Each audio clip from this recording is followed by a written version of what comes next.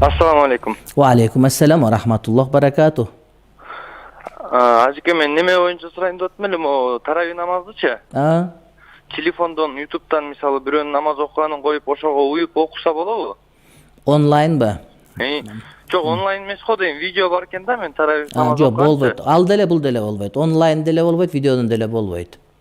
Анткени ошол бизде жамаат уланып туруш керек. Эгерде кимдир бирөө уюй турган болсоңуз, бир жамаат болуш керек. Анан Хамбали мазхабта ошол уюган адам жамаатты көрүп туруш керек деп онлайн окугандар тиги көрүп атам го деп экрандан көрүп аткандай боло берет. Анда тамак жегенде экрандан тамак жей берсе, курсагы тоёб экен, тойбойб экен. Андай болбойт да. Ошон үчүн кээ бир адамдар жырга онлайн деген сөздү жаңы угуп алып эле ошого онлайн деп эле мактанып баардыгы онлайн болуп кетти азыр. Бирок намаз онлайн болбойт. Мен билем, мен ошол жаңы окуп жүргөн убакта ошол Бишкекте окуйт элем да, түндө саат 3-4дө канчада ошол Меккеде таравих уюп окуйт элем онлайн өзүмчө радиодончу.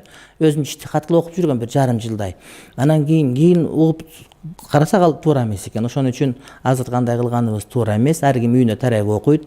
Качетадагыларды аларды угуп эле ырахаттана беребиз. Ошого Кудай таалам сооп берет. Анан элге жеткире турган маселе, кээ бир адамдар онлайн Куран хатымдар болсун деген пикирди айтып аткан учурда, ошол үйдөн отуруп эле адамдарга таравих намазга кошулуп коюу деген сөз эмес. Бул ошол бош убактыбызда ошол мисалы үчүн бардык теле радио компаниялардан суранат элек, ошо Курани Каримди коюп берсеңер жарым саат 1 сааттан, адамдар ошону угуп жүрөктөр арууланса, ошол келген Куран дем менен ошо радиону мисалы үчүн Марал ФМден бериле турган болсо ачып койсоңуз, ошол жердин үн жеткен жердин баарын тазалай турган болсо, нур береке келсе деген маани. Болбосо ар ким таравин үйүндө үй бүлө бала чакасы менен окуйт. Мечиттерде тарави намаз окулунбайт, жума намаз окулбагандан кийин тарави намаз окулунбайт. Урматтуу бир туугандар, ар ким үйүндө окуйт. Жана ифтарлык кылып берем деген адамдар дагы мына ошол адам чакыра албай турган болсоңуз, атайын пакеттерге топтоп ошол муктаждарга апарып таратып берсеңиз дагы ошол ифтарлык эсеп болот. Кудай таалам иншалла соовун берет. Анан пайгамбарыбыз алейхиссалам айткан кеби бар. Ошол Рамазан айында окулунган нафил намазга парздын сообу берилет, ал эми парзга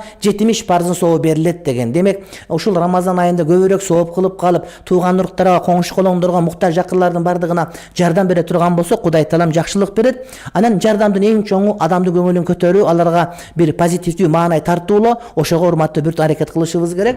Таравих намаз онлайн окуга болот. Мен Москвадамын. Онлайн окуу деген жок. Онлайн катымы бар, Куран угабыз. Бирок онлайн окуу бизде болбойт. Көпчүлүк дүйнөнүн алымдары болот. Кээ бир өлкөлөрдө гана онлайн окуп атпаса, атак биз ага макул эмеспиз. Эми мынакей кээ бир адамдар айтат, ошо онлайн окуп атат кээ бир жерде, биз ошо жашаган ошону угабыз, Кыргызстанды укпайбыз деп. Анан эми кокустан ошол ажал жетип өлүп калса, ошол онлайн окуган жерлерде ошол өлүктөрдү күйгүзгөнгө уруксат берип атат, анда ошого дагы макул болуш керек деген сөз.